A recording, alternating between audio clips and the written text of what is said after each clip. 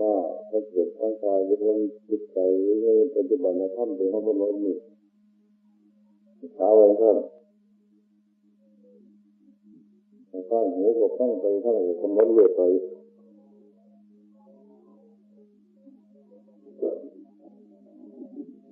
เรื่องการลบล้มในด้านธรรมะเขาจะบอกกันมาหลายที่หลายแห่งหลายหมู่หลายวันมาแล้วสถานที่หนึ่งก็คงจะคงกำหนดมือเรื่องก็ถือโอกาสง่ายไปทั้งวันเท่านี้ร่างจะขอเยอะกันด้วยแล้วอันนี้เรื่องการเตรียมสถานที่อบรมเตรียมที่ย่างวานแต่ก็มุ่งหมายกับเพื่อต้องการจะให้เข้าเตรียมสภาพเตรียมอำนาจเตรียมคนที่คนเห็นในด้านจิตใจให้เห็นในธรรมชาติต่างๆเตรียมแปลงไปแล้วตลอดจนถึงการเป็นธรรมะวันละบ้างวันละแห่งก็เป็นการทัศนศึกษาโดยไม่ตัวเพื่อให้เขาได้สังเกตสังการสภาพความเป็นอยู่ของแต่ละบ้านแต่ละเมืองตลอดถึงถนนหนทางและป่าไม้หรือห้วยน้องคลองบึงในสถานที่ต่างๆแสดงว่าโลกหรือแผ่นดินเป็นให้ยืดถึงมันมีเกิดแต่ต่างๆกันการจัดสถานที่ของบ้านของเมืองมีความเป็นอยู่ต่างๆกันแต่ล้วนแต่เป็นสิ่งที่จะน้อมนำมาไถ่ควรที่หน้าในด้านจิตใจของเขาเพื่อให้รู้จักว่าธรรมชาติของบ้านเมืองหรือของโลกมันจะต้องเป็นไปทำนองนี้แต่ตอนเขาว่าเกิดมากกับพวกที่เป็นไปคล้ายๆกันเนี่ยถึงแม้จะเปลี่ยนแปลงแน่แต่ก็หลายเลยแล้วก็อาจมีการซึกล้อกันไปเรื่อยๆจะหน่อยในด้านพื้นแผ่นดินแต่ปวดเป็นข้าวใหม่ก็คงจะลอยล้อไปเรื่อยเป็นธรรมดาผู้คนก็เปลี่ยนแปลงกันมาตามระดับท่านอันนี้เข้าผมจะในด้านภายนอกถ้าหากนอกออกไปในด้านภายในจะแก้จิตใจของแต่ละคนอยากจะมีการเปลี่ยนแปลงมาหลายในยุคสมัยนี้มันอาศัยความเจริญในต่างประเทศผมว่าทุกที่มาเป็นอารมณ์ของจิตใจแต่ตอนคนโบราณเขาบอกอะไรเห็นของต่างดาวต่างแดนตรงเขามาให้เราดูเลยเห็นเป็นแผนใหม่ๆยังสมัยปัจจุบันคนสมัยนั้นมาคือเป็นคนที่พักที่สุขดีเกินกลัวต่อบาปต่อกรรมการจะวัดจะว่าแต่ย่านบาปร้ายเมื่อแกบอกว่าเมื่อจะไปเที่ยวไปวันที่ระย่านบาป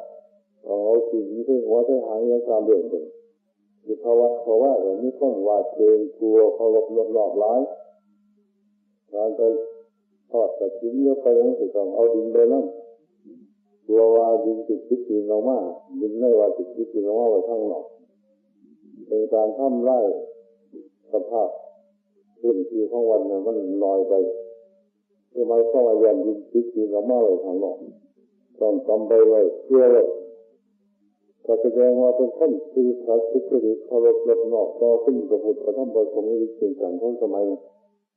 ตอนเรื่องจากอารมณ์ละม่อหลายหรือข้อเยื่อเยื่อในด้านจิตใจก็ให้หลาย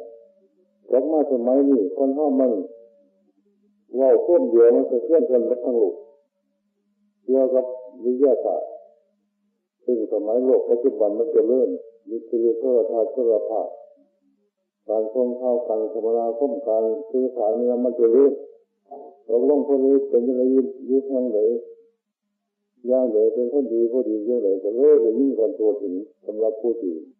ต้องจะอยู่ในหรือบนทางที่ที่ในอะไรเนี่ยก็แสดงว่าหูพวกตาพวกบางคนผู้ที่มีจิตใจนอกไปในด้านทางซ้ำพ่อเห็นเขาในทางซ้ำอยากจะได้มีความพ่อใจอยากปรับปรุงแก้ไขเรื่องของให้เป็นไปตามแบบของเขา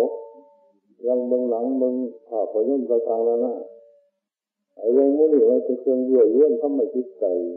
สำหรับจิตเป็นเด็กรุ่นลมเข้ามาในเรื่องจากเล่าผมมาเกี่ยหันไปทำสภาพของบ้านของเมืองของอารมณ์ต่างๆที่มันเยื่อเยื่อเลย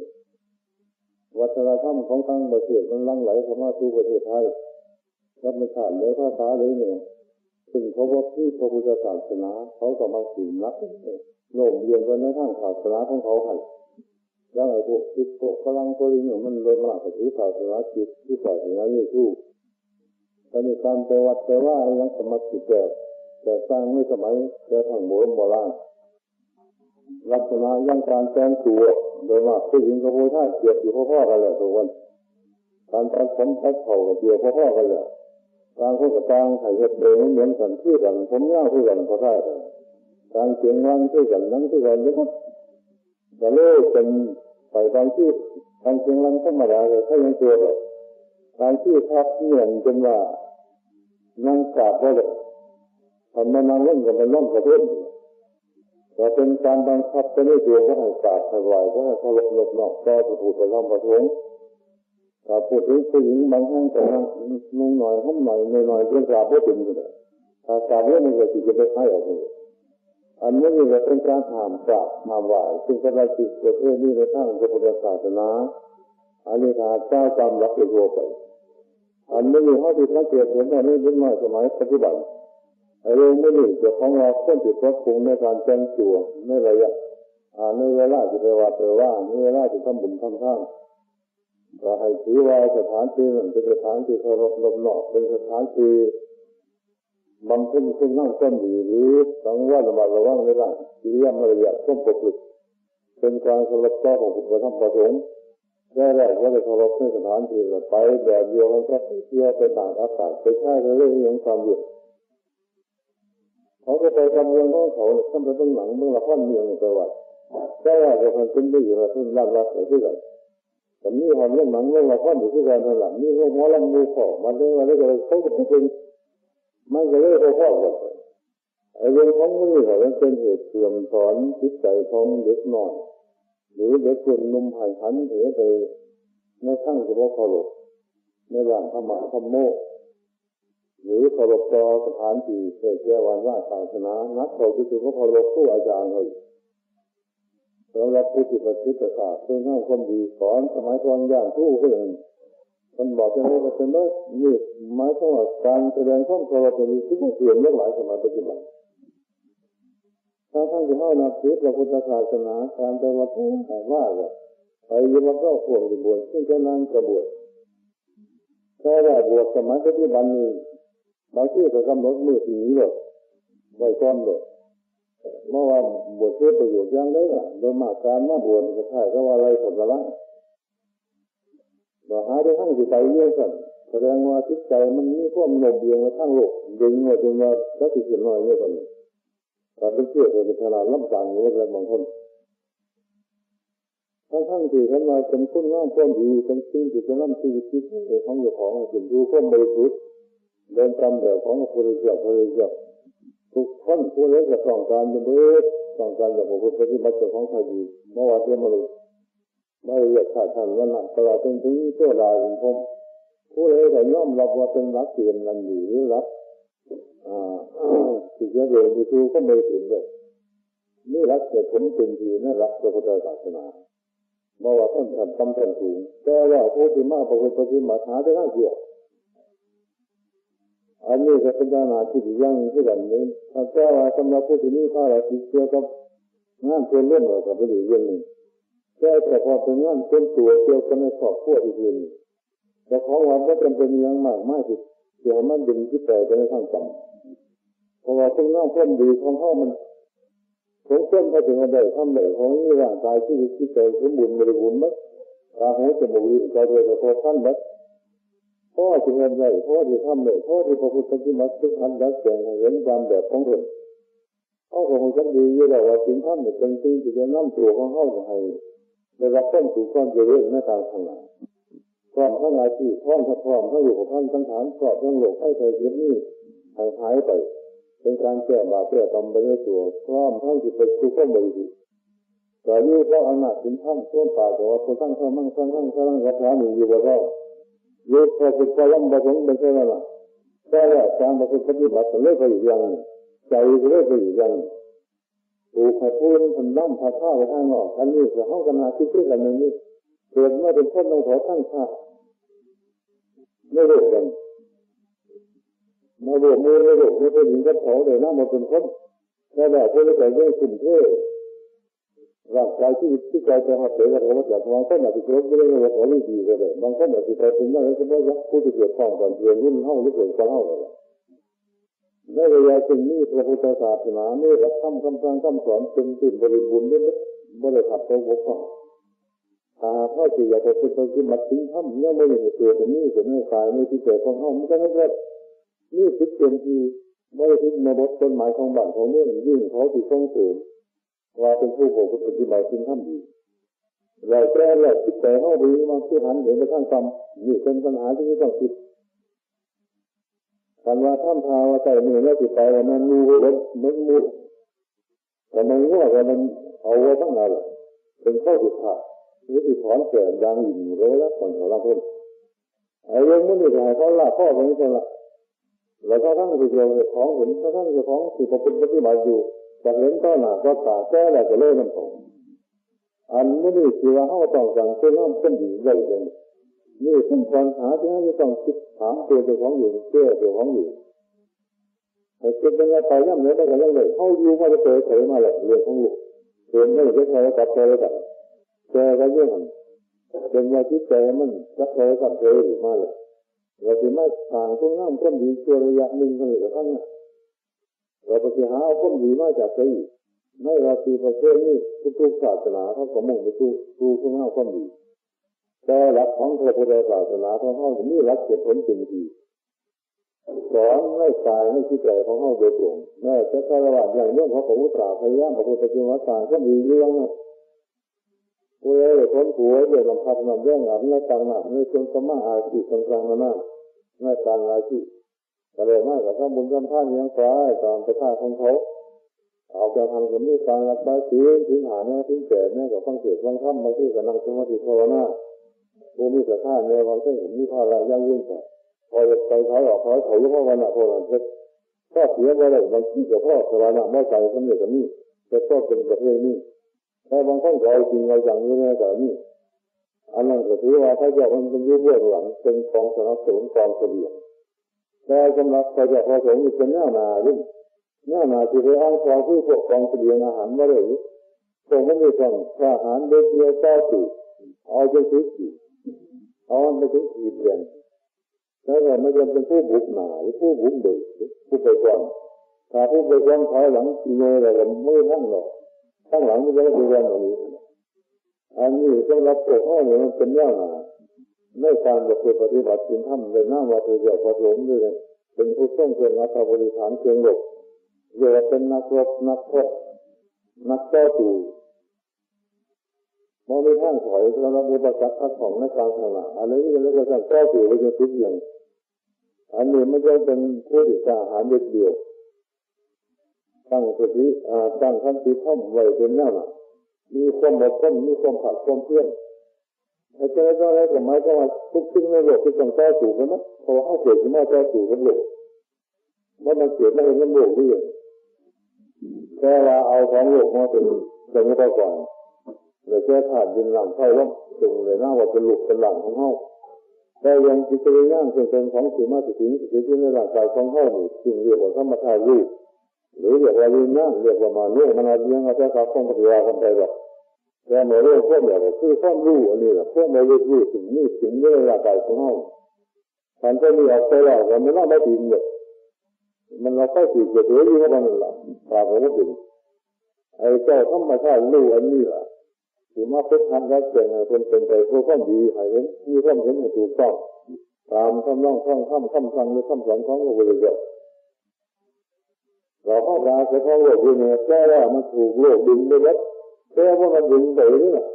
ธรรมชาติมันลักษณะของต้นธรรมชาติของต้นรู้หรือธรรมชาติรู้นี่มันโง่ทีคนเวลานี้โมหะต้นหลงไม่ได้ติดเลยหลงไม่ได้ใครกับใครกันเห็นของไม่ดีเป็นของดีก็คือว่าตาฟ้า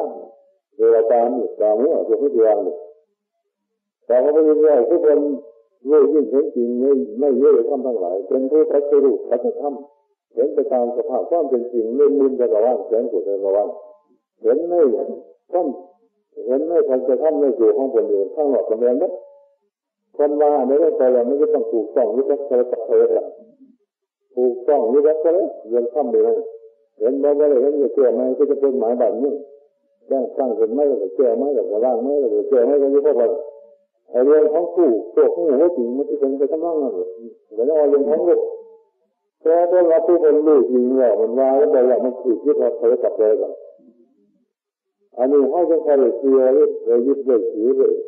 ว่าพระพุทธเจ้าท่านประสงค์เป็นพระนะที่พึ่งที่อาศัยในหลักภายในหลักจิตใจเราเป็นยังไงเขาจิตใจเขาจะไม่ค่อยอยากยึดถือว่าอยากเห็นว่าอยากทำไม่ใช่ปล่อยเขาไปเป็นหายึดไปฟ้าได้ดูไปยึดของที่ไม่มีประโยชน์แต่ที่ว่าเขามีความเห็นว่าติดเชื้อนี่คือว่าหลงเชื้อมืดเชื้อเนี่ยหูหยกกระดับไปเลย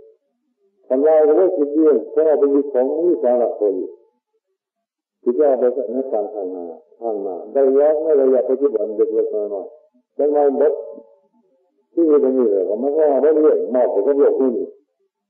อันนี้เป็นอะไรที่มาหลงพอก็ไม่รู้เท่ายังสมัยครั้งพุทธะพระพุทธองค์เป็นว่าอะไรขนาดเป็นเรื่องของสำนักเข้าเป็นลึกเป็นประจำไม่สายยิ่งกระดิ่ง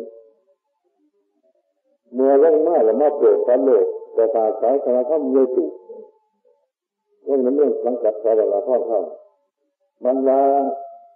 ศึกษาเราจึงต่างๆมาเป็นแค่ผู้หลักมาเอาชีวานาโลกตลอดจนถึงพมโลกพอเขาคุ้มให้บรรดาสัตว์ตัวมีถึงยูแต่ละขั้นแต่ละมูแต่ละพวกแต่ละขนาดก็ได้ขาดก็ได้ขุนรูเห็นกันมัดว่ากันอย่างว่ากันเลยแล้วนรกถึงเทวดาถึงสันนรกถึงพมโลกมันมีเห็นกันเป็นมัดด้วยอำนาจปาฏิหาริย์ของพระพุทธองค์ประกาศถึงเมื่อถึงชักพนาร่างสีเพื่อเราจะหนีหกอย่างแพ้ต้านไปหมดถึงขอบโลกจักรวาลมาก็มัดทั้งโลกแต่ละชั้นซึ่งเป็นจิตที่อยู่ในกันเห็นมันมัดถ้ามีบรรดาหมดแม่งหมดดำหมดอย่างนี้มองเลยเพราะมั่งเห็นมันจะหนีของพระพุทธองค์โดยส้มเดินไปเรื่องรักษาศาสนาเป็นจะพูดหมดดำหมดอย่างก็เลยหน่อยอยู่หม่องเขาจะมาได้มั้งอันนั้นสำหรับผู้เห็นแต่สำหรับมูห้อยหรือว่าเห็นนั่นแหละก็เลยเห็นมาเป็นเรื่องเล็กไปเรื่องของเขาสิเจอแล้วในด่านใช้จำหรือมันของดีเพราะว่าเคยยืดเพราะว่าเคยกินนั่นน่ะเคยเสพอาหารนั่นน่ะเรื่องของดีแต่เรื่องอะไรของดีใครว่าเยอะก็มันดีเรื่องท่านแหละอันนี้ก็เกี่ยวกับการเรื่องที่เกิดของเขาว่าพอดีกับว่าดีอยู่แต่ของอันนี้ว่าพอดีก็มักยุ่งนั่นเลยนี่เป็นปัญหาที่ต้องแก้ไขเขาให้เราบอกคุณจะว่าตามธรรมดาเขาว่าตามขั้นจริงไม่เป็นหรอกมันว่าหยาบว่าคืออย่างหรอกเขาคือยังมีเรื่องกลางมันอยู่นะว่ากินหางอะไรก็ได้เห็นนะมันกินอาหารของเขาได้ทุกอย่างนี่แต่ว่าเขาเนี่ยกินแล้วเขาก็ได้กินได้เป็นบางอย่างแต่อาหารของคนเนี่ยมันกินน้ำเลยว่าอาหารขัดอยู่ถึงมากแต่อาหารตำมันนำลงไปเลยมันต้องดิบต้องไม่ดีอ่ะมันเข้ากินออกไปแล้วออกไปทั้งตำเลยมันก็ยังกินได้อยู่เพราะเขาไม่กินถ้าเขาไปกินแล้วคนมันก็ไม่กินเลยว่าคนเรายิงคอปลาเราออกไปทั้งคนเราไปกินอยู่บ่กล้ากินมาเลยนิดเดียวของเราแต่ว่าเขาต้องกินเลยแล้วพวกเขาถามว่าจริงครับเพราะว่าเขาไม่กินลักษณะของจิตของเขาก็ทำหน้าเดียวกันเพราะว่าเคยมักของไม่ดีก็เลยมักของไม่ดีมันตลอดไปพอมันเคยติดไปอยู่ก็ติดเราสำหรับของดีก็เห็นอยู่แต่ว่าไม่ได้ท่านอยู่ดื่มกับของดีก็เลยว่าอยากแต่ว่าชอบเราขนาดนั้นแหละเพราะว่าไม่ว่าอย่างนี้อันนี้ลักษณะของจิตเราเมื่อไปในด้านฝ่ายธรรมไม่ใช่เป็นคล้ายๆกันถึงแม้ว่าเขาที่พยายามดึงหรือใส่สติกำหนดที่หน้าใส่ท่วนกระแสให้ผมมาในด้านภายในมันก็ไม่อย่างนั้นนี่ก็จะพูดต้องไปร่างกำเยอะไปคล้ายๆกับว่าข้อมเป็นอยู่ของพวกที่ว่าเหมือนกับข้าศึกที่เรียกพวกรักษาวาจริงหูแต่เมื่อเราไปเหยียบน้ำมาจากบ้งให้ไปบ้งน้ำบอกให้เขาเลยเนี่ยเราก็พูดไปบ่ายเราถือถึงหนูจะคนมันจะฝ่ายเลยหมดตอนว่ามาพ่อมาถามว่าอย่างลมลุกขึ้นมาเยอะนั้นมันเหลี่ยมจริงว่าเลยคนนี้ยังคอยบ้งน้ำออกเลยมันเอาเพื่อมันจะพยายามสมัยมันบัวฝ่ายนั่นหรอกลักษณะของจิตห้ากับทำนองเดียวกันว่าที่ผ้าเธอหนีไม่ได้ดึงมันทั้งกำเลือดเลยยุ่งท่านนั่งมาโต๊ะกับผมโต๊ะมันบ่ดีคนคนนี้ต้องจะอยากไปอันนี้ให้สังเกตดูในที่เกิดของใบของมันเกิด เดี๋ยวนี้เขาต่อสู่ซึ่งเราเนี่ยมันเพราะงั้นว่ามันสิพ่อเอาทียินตัวแต่แล้วแต่ยังว่าพ่อนึกว่าไม่ที่นี่พ่อดีที่เกิดยิ่งนึกว่านั่นดีทั้งหนึ่งว่าจักว่าพระพุทธศาสนาเป็นข้อดีต้องดีแต่แล้วว่าดีที่ดีบ่ได้น้ำกายว่าใจและจิตใจให้เขามาสู่ลมเงาของพระพุทธธรรมประสงค์แต่เขาก็คอยยึดแค่เปลือกนอกมันเพราะว่าต้นไม้มันจะไม่เป็นที่นอกมันจะไม่เปลือกมันจะไม่หมอกมันจะไม่เพียงมันมีสั้นๆมีสั้นมีหลุดอยู่ด้วยกันในหลักธรรมะคำร้องเดียวกันอย่างนี้ห้องมาจับมาไหวก็ได้เราก็เขางมเลยเนี่ยมาบวชจนอีกเพี้ยนแค่เพี้ยนอะไรอยู่แต่วันที่ได้ดีกับเพี้ยนในด้านที่ใจเลยนะพอต้นมุ่งหมายของคนต้องการจะให้ทุกนัดที่ใจตัวนี้ในข้างของพุทธศาสนาพระพุทธองค์เป็นเมตตาสงสารหลายเดี๋ยวจะยังคงมาราคาถึงแต่ทำว่าหามไม่ทิ้งหายแล้วก็ไม่แล้วต้องเพิ่มเข้าไปอีก3 ตัวในเจ้าหน้าที่มาว่าวุฒิเพื่อแก้อาการของข้นทะเลทะยานเหือมในอย่างเรานี่นักที่หมายถึงการปล่อยการล่ำกันการเก็บการดีการมวลนั่นอย่างนู้นท่านจะหามว่าอย่านั้นเกิดเรื่องอย่านั้นไปต้องไว้ทั้งวันเนี่ยมาล่ากับหมายถึงการลูกมันไล่ลูกไล่ฆ่าแต่ตัวลูกนั่นที่นี่หาของหอมๆยังมาฆ่าดำๆแดงๆมาฝ่ามันเกี่ยงมันยังมันอื่นฉันไม่อยากให้หลงมันเนี่ยมันจะให้เห็นไปตามสภาพก้นหินแต่ถ้าในเรื่องที่นั่งที่น้องที่เกิดมาจากไหนนอนวันมันอ่อนภายในนักเกิดรุ่นยุคสมัยแล้วนอนมันที่นอนไม่รู้ถ้าได้นอนดีเลยเราเป็นผู้มีการรับผู้ไม่กินของน้ำเหมือนแล้ว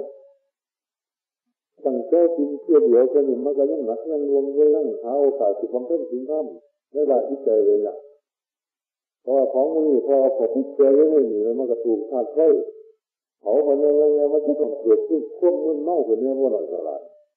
บางคนก็คิดพ่อเสียแหละบางคนก็เมาเนี่ยเป็นนางสมาธิไม่เป็นหนอนนั่งเงินด้วยฉันจะหามไว้ฉันจะเอาเพื่อเดียวกันนี่ฉันยังเข้ามานั่งเนี่ยที่ทั้งคิดใจจะงบขนาดไหนหาโอกาสที่บำเพ็ญในหลักที่ใจเนี่ยฉันจะหามไว้ว่าอยากให้ฉันไม่เวลาอยู่กลางมันเนี่ยโน้กับมันวนเลยจะแห้งดีแล้วเราผู้เคยกินหมดเดียวเลยเนี่ยมาก็ว่าเคยกินแล้วมันก็แห้งเลยเดี๋ยวนี้ท่านต้องการอยากให้ใจเป็นอยู่น้ำเตี้ยนสีบัวปีงานที่เรียกว่าวิรามิหรือเรื่องพูดอีกอย่างนึงก็เรียกว่าวิหารธรรมซึ่งเป็นเชิงอยู่ของจิตได้แก่ความสงบคือธรรมะเพราะอยากให้มาอยู่น้ำเตี้ยนแก่อามิตรหลักให้เนาะเอาไปแก่เยอะกับพอเพื่อนเช่นของดีก็มียังไม่อยู่เพราะเป็นหามเลยการจะรับประดาการเปลี่ยนล่ำทับหลอกนั่นนี่ต้องมาหลอกมาล่ำยังไม่อยู่ปัญญาธรรมเลยว่าเป็นของดีของมวลของยิ่งของสนุกสนานของดีก็นั้นยังนี่เลยท่านต้องการจะให้คนพวกที่น่าสนใจในหลักฐานในจิตใจของเขาท่านจะห้ามไว้ท่านต้องคนคิดที่น่ามาพ่อเนี่ยคนสงสารเขาอยู่แล้วเพราะคนหาเมื่อไรจะกี่ที่แบบนี้ยังหรอกที่น่าเป็นไงก็เลยจะละคนนั้นมันอยากที่น้องเขาเมื่อไรที่เมื่อไรพอเป็นไงเขาแก้ว่าองค์นั้นนี่เข้ามาก็ได้นะย่อยตัวเชื่อเสียงเชื่อแบบดึงเขาออกเพื่อเข้ามาไอ้เรื่องนี้ก็จำคำนึงถึงไม่ได้ถึงเขาแล้วท่านก็ว่าจะเป็นผู้ที่มีศรัทธาอยากจะไปที่บัตรอยากยกฐานะจะของให้ดีขึ้นย่างการ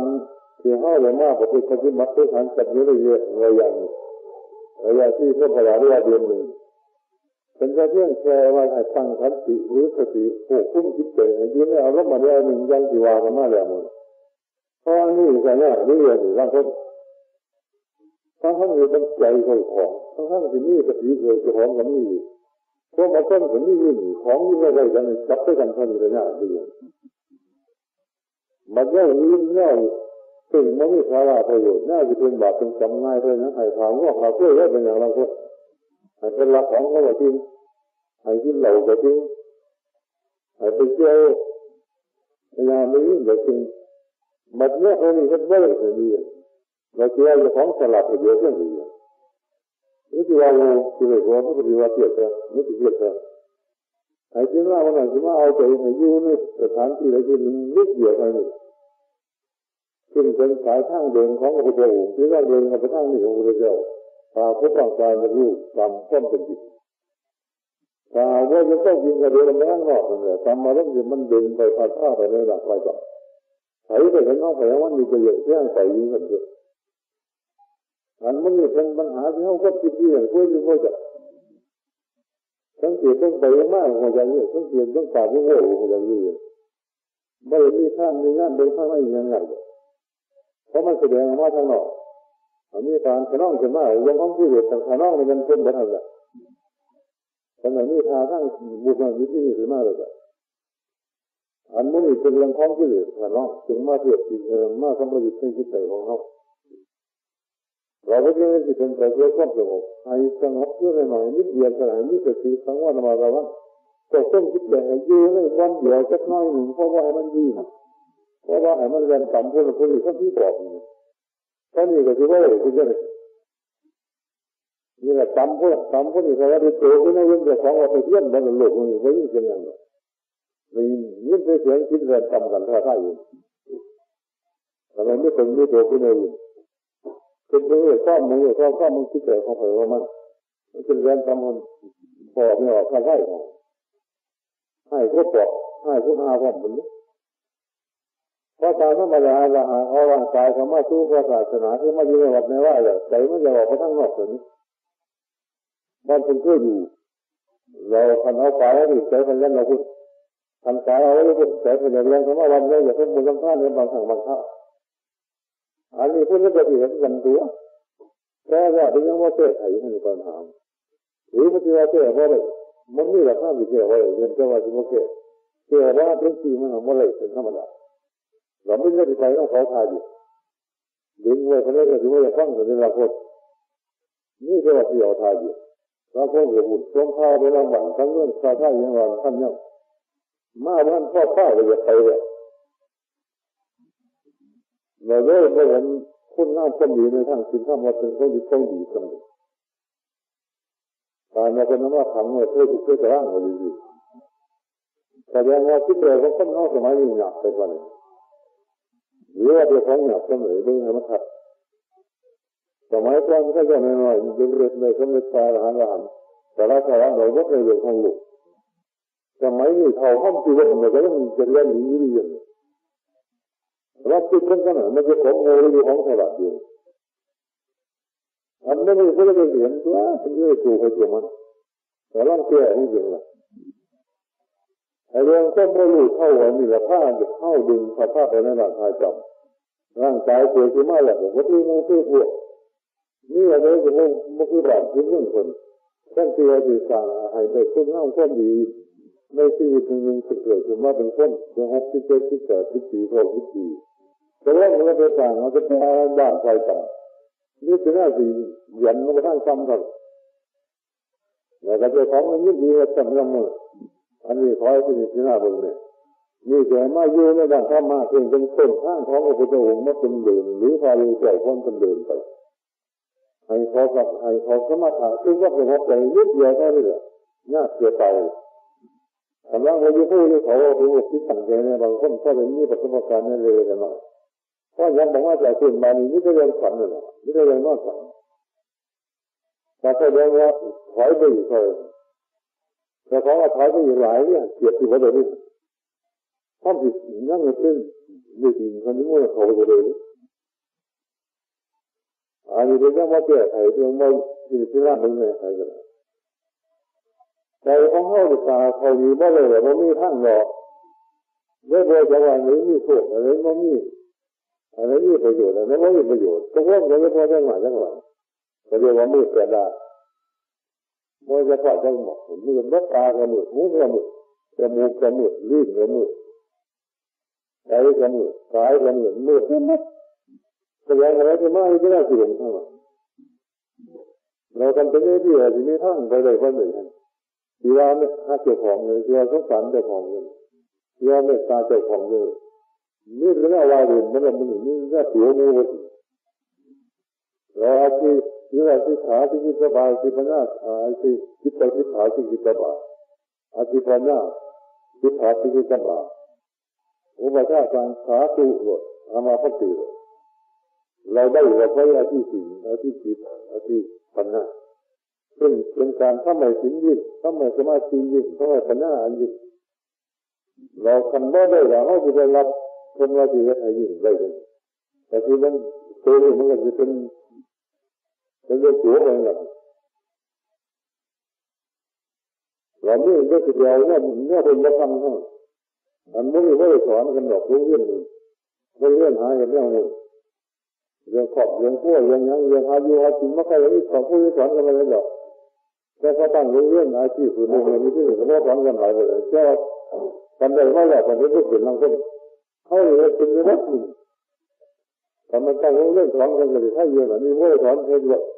เห็นไม่ได้มีเจ้าเป็นบัตรเป็นมิตรเป็นมือผมไม่ได้เรื่องที่สอนแบบนี้มันยังไงมันเรื่องที่อย่างนี้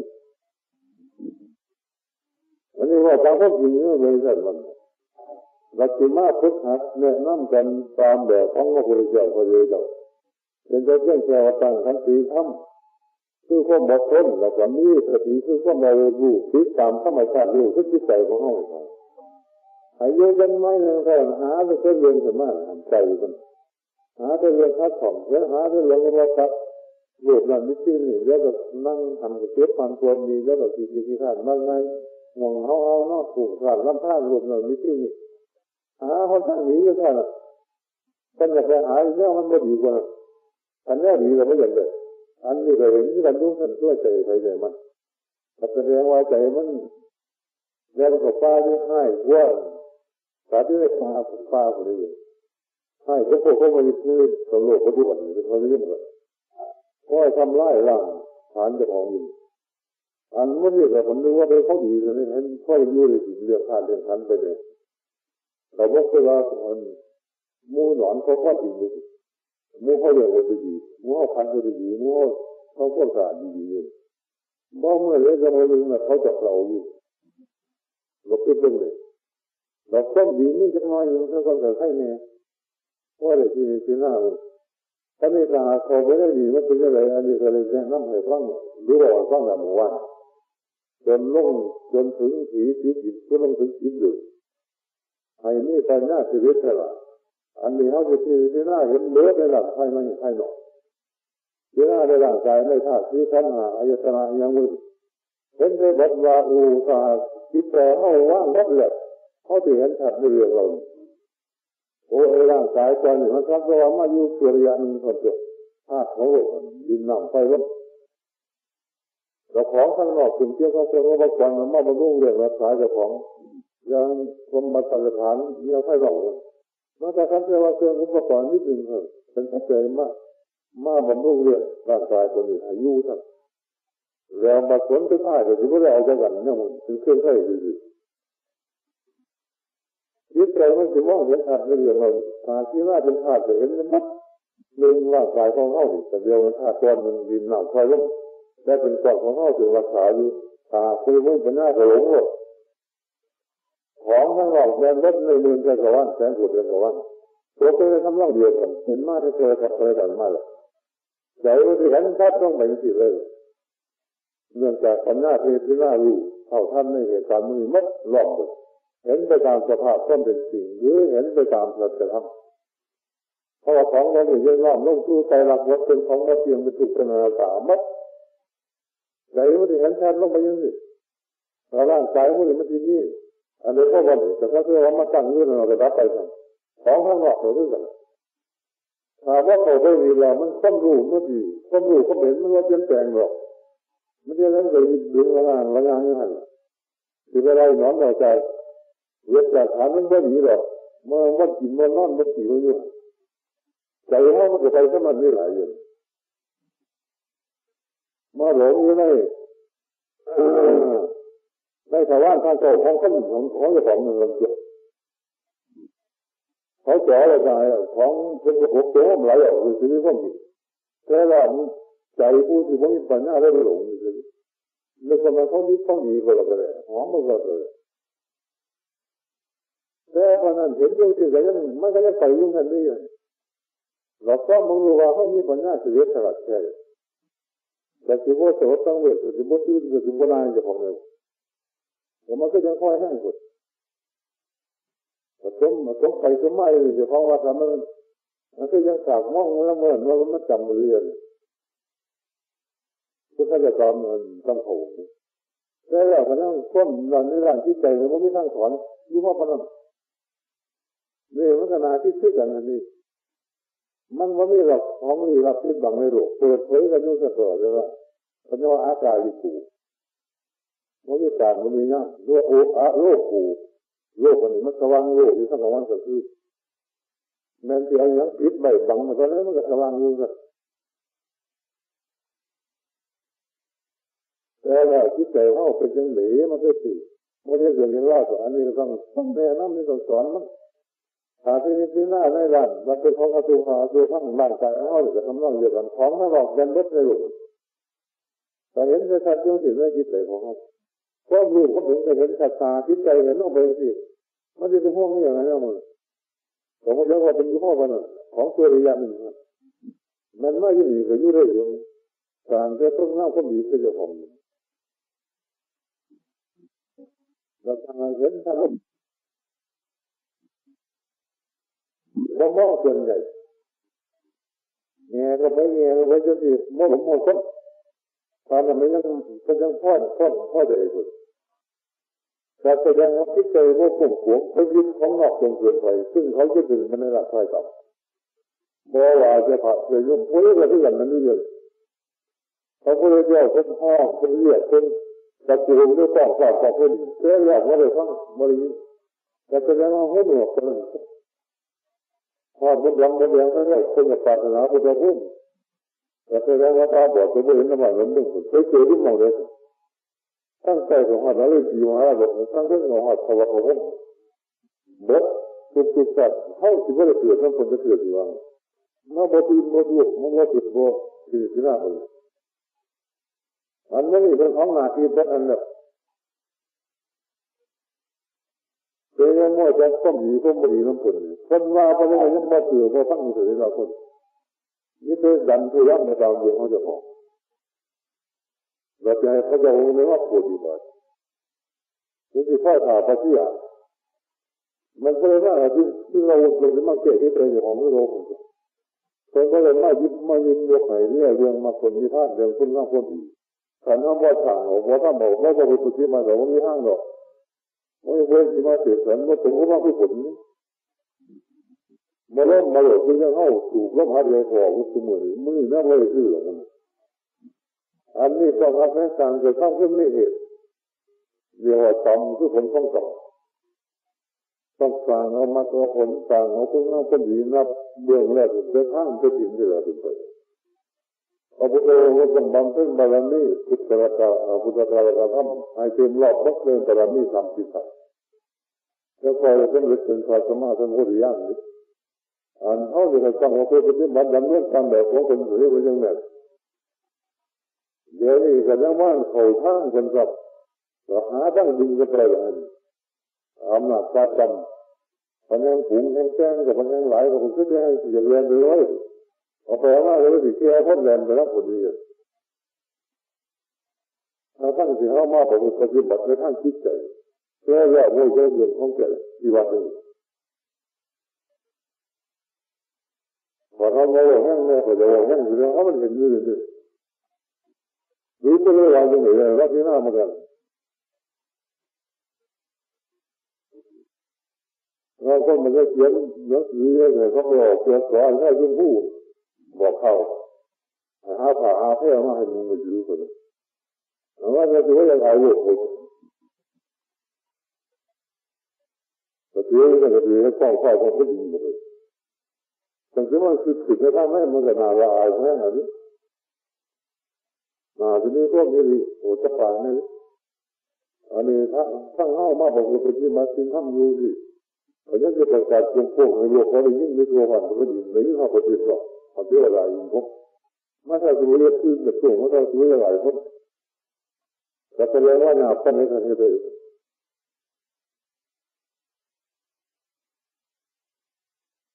ที่นี่คือหน้าว่ามันคัดมันนะเวลาเราเรียนตัวหลวงพ่อที่เลย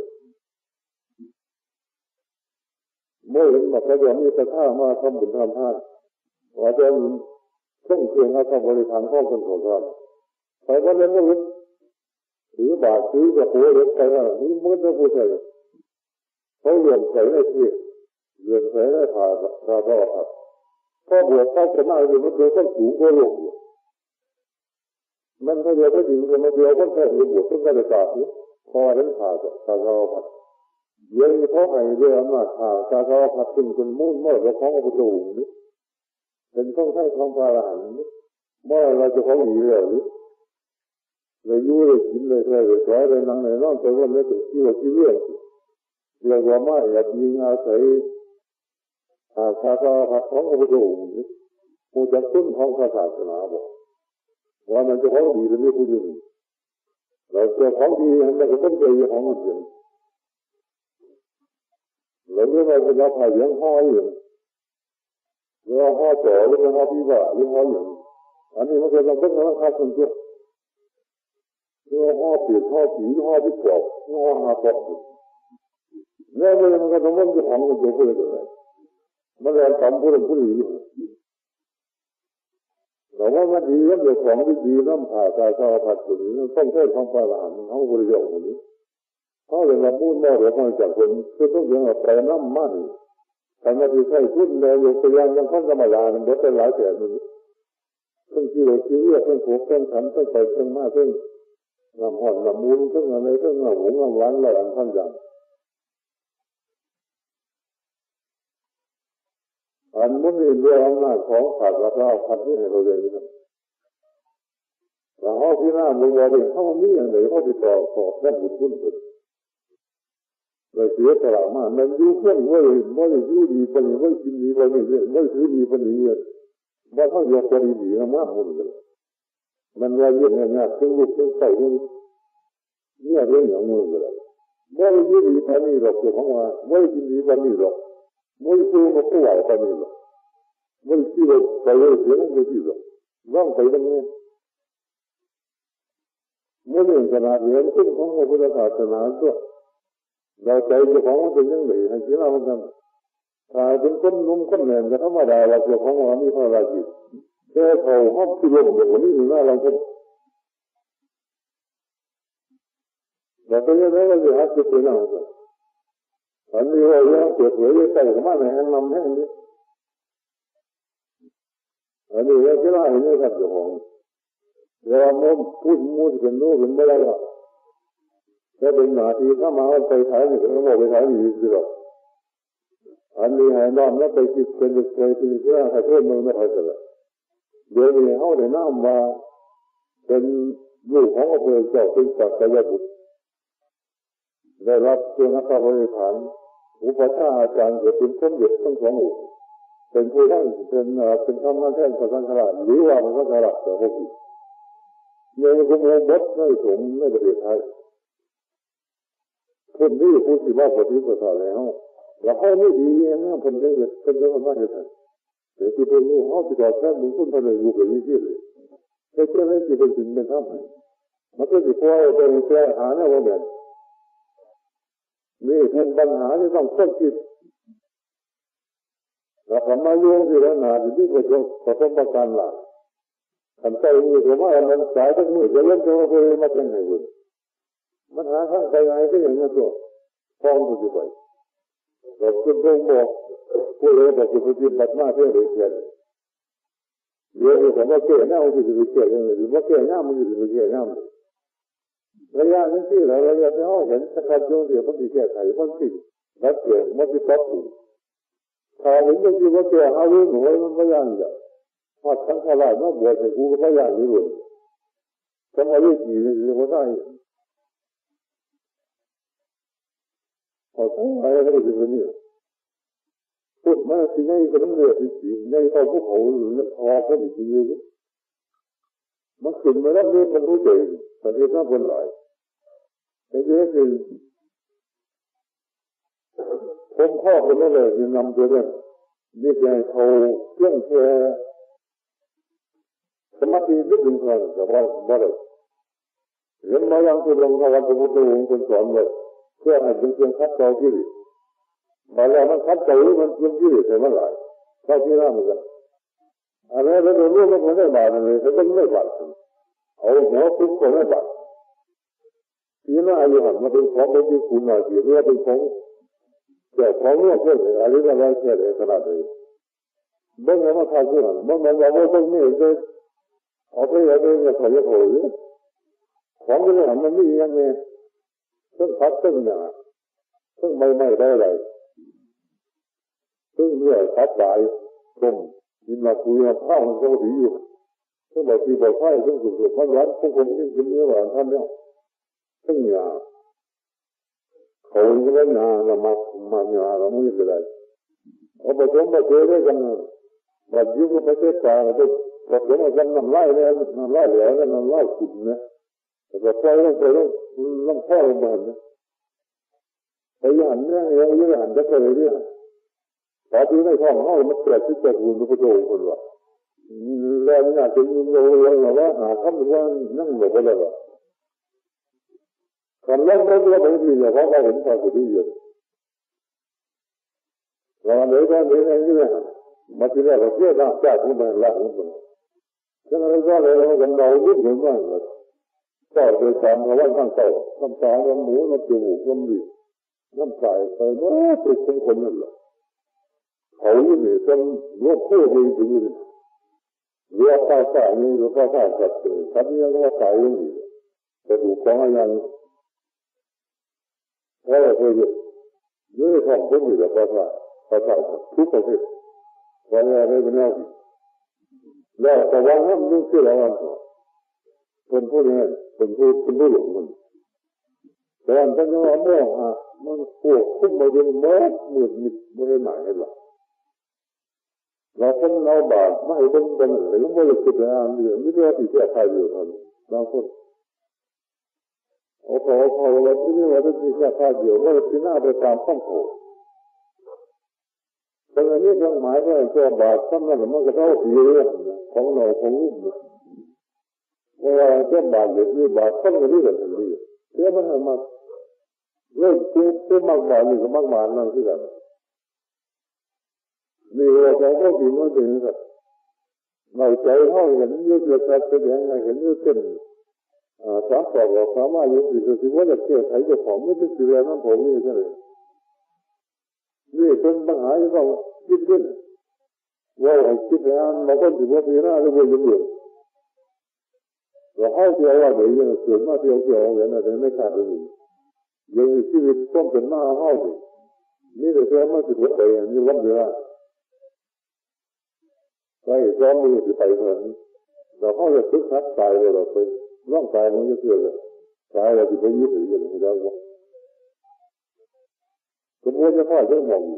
อยู่ปัจจุบันเองอะไรอย่างนี้ได้ว่าไม่ใช่งั้นไม่จะหวังไม่เกิดขึ้นเลยไม่ได้ไปขาดอยู่มันจะให้พวกมึงเขาเลยเนี่ยระวังเลยตัวว่าคันใจไปเลยนี่พูดถึงว่าถ้าคันใจนี่มันประมาทแต่ผู้บริแต่ร่างกายมันเป็นคนแบบนี้ใจมันสูงกว่าท่านซ้ำแล้วก็ไม่หายเนี่ยตัวเขาก็สิ่งอย่างอะไรอย่างนี้นึกว่าสิ่งคนเราเอาไปถึงโอ้ก็ได้หมอเราพี่น่าจะทำมันได้ถึงโอ้เลยนี่สำหรับการควบคุมก็จะไปสินี่เป็นเรื่องข้อเดิมมาหน่อยเองเธอไม่ทำไรแค่คนอื่นอันนี้ว่าทัศนีหรือข้อความดึงมันรอพวกหลายผมไม่ได้แค่ให้คนให้ที่น่ามาทำนะพูดเลยกันพอไม่เป็นที่โลกหรือโลกเป็นที่เราเราสามารถสั่งคนห้ามข้อมดีและน่าสิ่งที่เกิดสิ่งกระติกใจเท่านี้ซึ่งมันเป็นผู้ชีวิตที่จะนำเข้าไปสู่อบหนวดอบใหญ่หรือนำไปสู่ก็บริสุทธิ์อันนี้ว่าอยากเก็บเลยเพราะอยากเก็บซื้อเราอื่นหน่อยนะก็เสียทายอะไรพระพุทธเจ้าก็เรื่องพระพุทธเจ้าก็เรื่องพระพุทธเจ้าจะเคยได้ปวดเคยได้หลังหลายก็ไปถึงในค่ายในที่มหาสมุทรเพื่อจะเริ่มที่มันแก้ว่าอยากใส่ดึงไปทั้งไม้ถอนเสียตัวดังอีกมันทำไมกล้วยแต่ที่จะอะไรอีกใช่ไหมแล้วนี่มันจะเขาขาดจริงเท่าไหร่ ถ้าเราอันนี้ก็จะเกิดมันไม่รู้จะทำยังไงก็ต้องคือเนี่ยนี่เป็นปัญหาที่ต้องคิดด้วยกันในหมู่เอาที่หน้าบึงเนี่ยแต่นำมาเป็นผู้เป็นต้นมีปัญญาจะเรียนรามที่รามันดาแบบนี้คนจะเรียนรู้ผู้ปกมาจะเรียนแค่หน่อยแต่น้องต้องเกี่ยงเรื่องมาจะในทุกขณะนี้ก็แสดงว่าคนมีต้นมากไม่ตายของที่อะไรล่ะราชาลดตั้งก่อนเป็นมุ่งมั่นลดของพ่อของแม่เราพอมีเฮาเลยใส่บุญคุณพ่อแม่ได้เราหรือยังบางคนของอยู่ของนี่ของพ่อของแม่ที่มุ่งมั่นลดของคนนี้เนี่ยร่างกายเป็นเฮามีแต่จิตเป็นงานไม่ถึงสติที่นี่ตอนนี้ที่เป็นถือว่าเขาอยู่ของต่อหลงอยู่ละพูดนี่ก็ได้แต่ถ้าไปยิ้มเหล่ากันนะทั้งภาพพ่อแม่ไปยิ้มเหล่าภาพเราขาดเขาจะไม่มีสุดทั้งภาพพ่อแม่ไปนี่แต่เรียกว่าได้บาปรักษามุ่งมั่นลดของพ่อของแม่ไปเลยด้วยเป็นบาปเป็นกรรมเป็นดีก็ไปสวรรค์ทำหลังก็ดูดิถ้าว่าสั่งคุณน้องคนดีให้เกิดขึ้นอันนี้ให้คิดให้ตายไม่ว่าจะของเขาเนี่ยบ่มีทางติดต่อแค่บนต้นของวิรามันลาเลยของอะไรมันของคนมากให้หมดเลยถ้าเป็นเราต้องศึกษาไปที่เรื่องเล่าแต่เรียกว่าทำรักษามุ่งมั่นของพ่อของแม่หมดเลยแม่คนบ่แม่แรงมุ่งมั่นก็อาจจะแบบเขาที่เป็นเจ้าว่าก็บ่มีทางพ่อคนให้หมดแล้วร่างกายจิตใจเอาร่างกายมันก็ก่อนนี่หมดอายตนะขาดที่ดินหลังไฟวันนี้วัดกลางหูจมูกดินกระเยนี่พร้อมของท่านบริบูรณ์เขาสามารถที่จะได้สร้างเอาทรัพย์สมบัติในด้านท้ายโลก